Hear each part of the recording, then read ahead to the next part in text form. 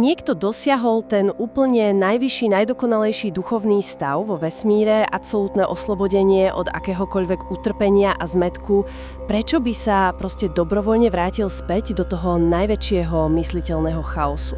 No to je otázka, ktorá vlastne úplne rozbíja takú tú našu bežnú predstavu o úspechu. Zvyčajne totiž vnímame akýkoľvek rást, aj ten duchovný, ako jednosmernú cestu nahor. Presne. Vyškriabať sa na vrchol hory, uniknúť problémom a proste tam zostať v nedotknuteľnom pokoji. Návrat do bahna nedáva bežnej logike vôbec smysel. A predsa je tento zdanlivo nelogický návrat ústredným motívom nášho dnešného hĺbkového ponoru. Budeme analyzovať jeden zo 4 najvýznamnejších sviatkov tibetského buddhizmu, deň známy ako Lahabab Dichen. A hej, hneď na úvod si musíme ujasniť jednu kľúčovú vec ohľadom našich zdrojov. Áno, to je dôležité zdôrazniť. Pri príprave týchto materiálov sme vychádzali výlučne z prísne autentických zdrojov, Čiže žiadne moderné, ezoterické výklady alebo nejaké internetové teórie o energiách. Presne tak. Žiadne New Age prvky, opierame sa o tradičné indické a tibetské sútry, historické texty a priame komentáre líniových majstrov. Zostávame tak pevne zakorenení v tom pôvodnom význame. Jasné.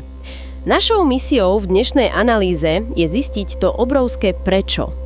Prečo sa plne prebudená bytosť, Buddha Shakyamuni, rozhodla dobrovoľne opustiť dokonalú nebeskú sféru a tiež, aký kolosálny dopad má táto udalosť na konanie dobrých skutkov v súčasnosti. Takže poďme si to rozobrať. Kde sa vlastne na začiatku tohto fascinujúceho príbehu nachádzame? Sme v čase, keď mal Buddha Shakyamuni 41 rokov. Bolo to približne 7 rokov po jeho osvietení. Podľa tradičných historických textov tesne po udalosti známej ako Veľké zázraky v meste Šrávasty, Buddha fyzicky opustil ľudský svet. Počkaj, len tak odišiel. Kam presne? Vystúpil do sféry známej ako Trajas Trinša.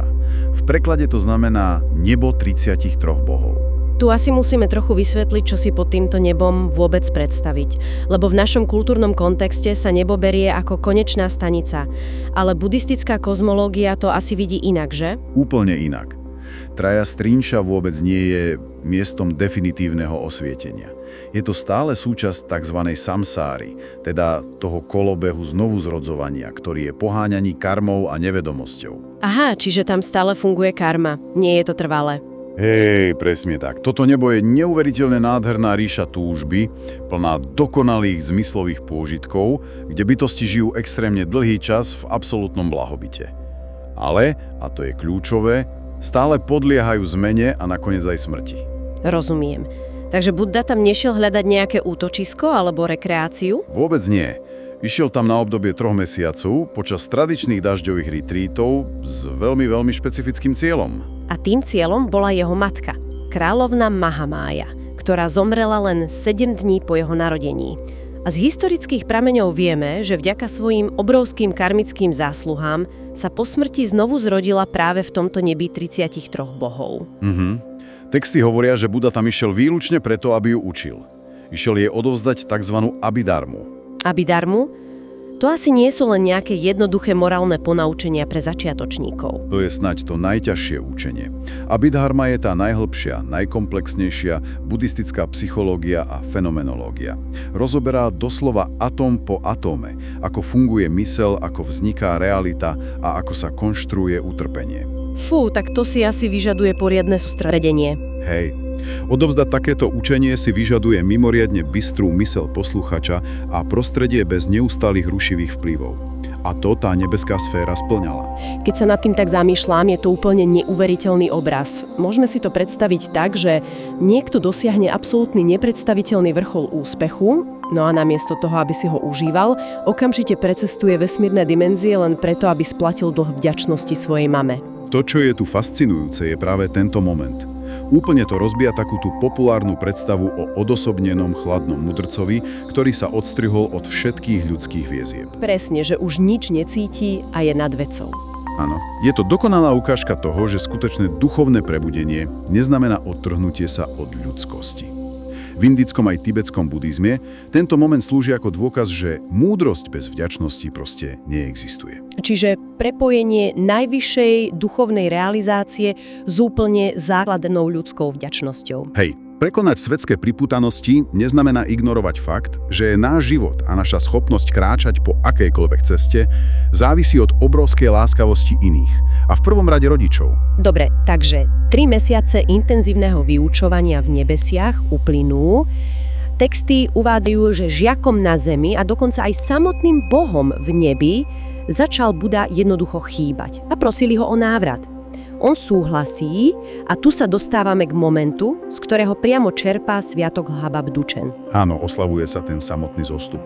A vizuál tohto momentu opisujú starodávne pramene skutočne majestátne. Ako presne sa ten návrat zrealizoval? Ako z nebeskej dimenzie na zem? Bohovia Indra a Brahma zosnovali pre Budhov návrat obrovský trojitý nebeský rebrík, ktorý prepojil nebeskú sféru so zemou.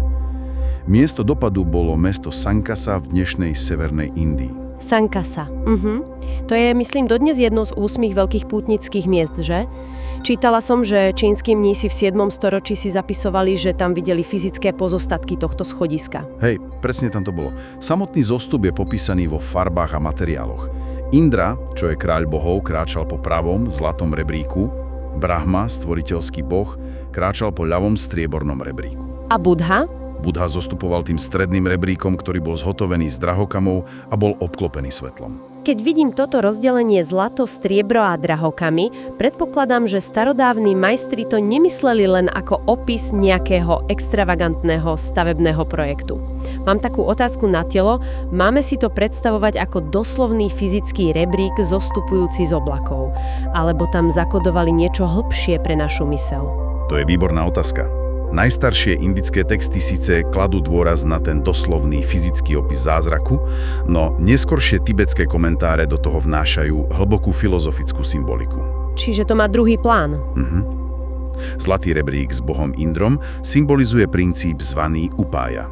To sa prekladá ako metóda alebo aktívny súcit. Strieborný rebrík s bohom Brahmom zasa reprezentuje zvrchovanú múdrosť, schopnosť vidieť prázdnotu javov. A ten stredný dlhokamový rebrík, po ktorom ide Buddha, ich asi logicky spája. Presne. Predstavuje ich nerozlučnú, dokonalú jednotu. V buddhizme platí striktné pravidlo, že súcit bez múdrosti je slepý. Môže narobiť viac škody ako úžitku. A múdrosť bez súcitu? Tá je chladná, sterilná a nevedie k úplnému prebudeniu. Buddha kráča stredom, pretože stelesňuje dokonalú rovnováhu. K tomu sa viaže ešte jeden špecifický fenomén počas tohto zostupu. Texty vyslovene uvádzajú, že v tej chvíli sa na moment otvorili cesty medzi všetkými svetmi. Počkať, čo presne to znamená, akože sa otvorili svety? Znamená to, že na jeden okamih sa celá samzára stala navzájom viditeľnou. Bohovia mohli vidieť ľudí, ľudia videli bohov a dokonca sa otvorili aj pohľady do nižších pekelných sfér. Bytosti uvideli celú tú obrovskú štruktúru existencie. Fíha, to musel byť neuveriteľný moment. Za filozofického hľadiska sa to interpretuje ako moment hlbokého, jasného prebudenia. Ako by sa myseľ naplno prebudila a uvidela obrovskú sieť príčin a následkov. Uvádza sa, že nespočetné množstvo bytostí dosiahlo realizáciu dharmy len tým, že tento výjav na chvíľu spatrilo. Týmto sa dostávame od mytológie k tvrdej praxi a tuto začína byť skutočne zaujímavé. Sviatok Lhaba Bduchen pripadá podľa tibetského kalendára na 22. deň 9. mesiaca. Ale prečo je tento konkrétny deň považovaný za taký absolútne kritický pre každého praktikujúceho aj dnes? Je to kvôli tzv. Zákonu karmického násobenia. V autentickej tradícii sa Lhaba Bduchen radí medzi dní, kedy sa sila karmických činov extrémne zosilňuje. A tie čísla v textoch sú astronomické. Účinok akéhokoľvek činu sa násobí 10 miliónov až 100 miliónov krát. 100 miliónov krát? To je niečo ako, duchovné zložené úročenie. Jeden malý akt štedrosti zrazu naberá obrovské rozmery.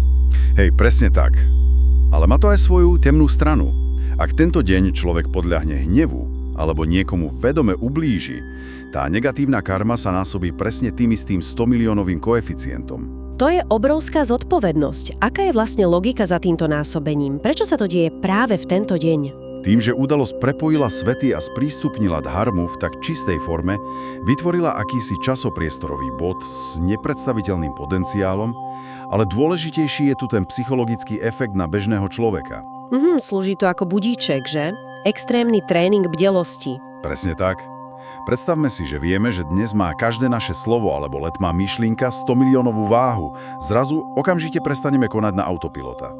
Človek si začne dávať mikroskopický pozor na to, ako reaguje. Slúži to ako radikálny nástroj na etickú ostražitosť. A to vysvetľuje, prečo historické pramená obsahujú veľmi presný zoznam praxí, ktoré by sa mali v tento deň vykonávať. Jedno z hlavných je recitácia sútry spomienky na 3 klenoty. Táto sútra sa recituje s cieľom vyčistiť nahromadenú negatívnu karmu. Hej, a popri tom sa robia aj veľmi hmatateľné rituály. Napríklad zapaľovanie obrovského množstva maslových lamp. Svetlo fyzicky odstraňuje tmu, čo symbolizuje odstraňovanie nevedomosti mysle. Zdroje spomínajú aj tzv. Koru, čo je obchádzanie stúp a tiež robenie plných prostrácií.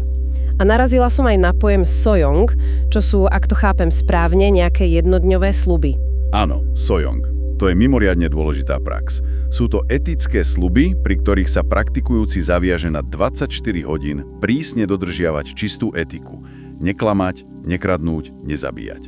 A táto kombinácia čistej etiky s tým karmickým násobičom má podľa majstrov obrovskú transformačnú silu. A v Tibete dokonca dodnes na pamiatku tohto dňa maľujú symbolické rebríky na steny chrámov a domov, čo je krásny vizuálny odkaz.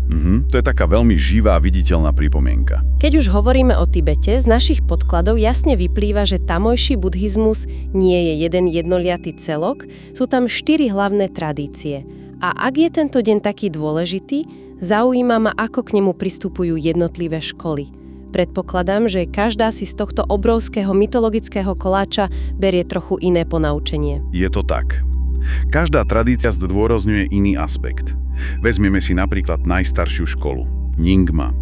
Títo majstri nazerajú na zostup Budhu cez optiku tzv. Dzogčenu. Dzogčen, to je to učenie o čistom vedomí? Hej, presne učenie o prvotnom stave vedomia, ktoré sa nazýva Rigpa. Pre tradíciu Nyingma to nie je len historická udalosť, ale interpretujú to ako neustály zostup Rigpy, čiže zostup čistého vedomia priamo do skúsenosti každodenného bežného života. Zameriavajú sa aj na spontánny súcit a modlitby k Padmasambhavovi. To je veľmi hlboký prístup. Pri štúdiu materiálov o škole Kadju ma zas prekvapilo niečo iné. Oni kladú dôraz na oddanosť línii, guru jógu a prax zvanú Tonglen. Tonglen je proste neuveriteľne radikálna vec. Pri nádychu človek do seba prijíma utrpenie iných a pri výdychu im daruje vlastné šťastie. Áno, prax Tonglen doslova prepisuje to naše bežné ego. Komentáre majstrov Kadju hovoria jasne, meditácia bez súcitu je jednoducho neúplná. Škola Gelug na to ide opäť úplne inak. Založil ju slávny majster Tsongkhapa a je známa striktným dodržiavaním etiky, teda vinaje. Zapalujú masívne množstva lamp, no intelektuálnym ťažiskom dňa je u nich hlboké štúdium abhidharmy, čím si pripomínajú Budhovu dokonalú disciplínu. A nakoniec sú tu školy ako Sakya alebo tradícia Jonang, ktoré tento deň využívajú na tzv. Kontemplatívnu prax prepojenia relatívnej a absolútnej bodhicitti. Úprimne, táto rôznorodosť je obdivuhodná. Ako si niekto z tohto príbehu zobere potrebu udržať si bdelosť pri umývaní riadu, iný za súcit cez dýchanie a ďalší prísnu logiku a etiku. Zaujíma ma ale, čo je ten tmel, čo to celé spája dokopy. Ak to spojíme so širším obrazom, narazíme na samotné jadro tohto sviatku. Vo všetkých školách platí jedno základné pravidlo. Skutočná realizácia musí obsahovať súcit. Múdrosť nesmie nikdy zostať izolovaná niekde v nebesiach alebo zamknutá v jaskyni. Cesta nekončí dosiahnutím osobného pokoja. Končí sa nutnosťou vrátiť sa späť a slúžiť ostatným bytostiam. A to je podstata tzv. Bodhisattvovského sľubu. Takže čo to všetko znamená pre bežného človeka dnes? Prečo by mali tieto starodávne princípy vôbec niekoho v dnešnej dobe zaujímať? Z našej analýzy jasne vyplýva jedno poučenie. Hromadenie vedomostí, či už štúdiom alebo nejakým sebarozvojom, stráca zmysel, ak sa s tými vedomosťami nevrátime do tohto nášho bežného, nedokonalého sveta, aby sme pomohli ostatným. Presne tak. Tento sviatok je oslavou záväzku nezanevrieť na svet. Je o tom, že keď niečo pochopíme, musíme to priniesť späť tam, kde je to najviac potrebné. A to nás privádza k myšlienke, ktorú by sme chceli na záver zanechať. Ak sám Buddha, bytosť, ktorá dosiahla ten úplne najvyšší, najdokonalejší nebeský stav a úplné odpútanie od utrpenia dospel k záveru, že jeho skutočné miesto je späť dole, v prachu, hluku a chaose samsáry, aby pomáhal iným, Nie. nemalo by to od základov zmeniť spôsob, akým sa moderný človek pozerá na konečný cieľ akejkoľvek duchovnej cesty alebo osobného rozvoja, pretože dnes, na rovinu, mnohé tieto snahy slúžia skôr ako pohodlný únik pred realitou, než ako príprava na návrat do nej.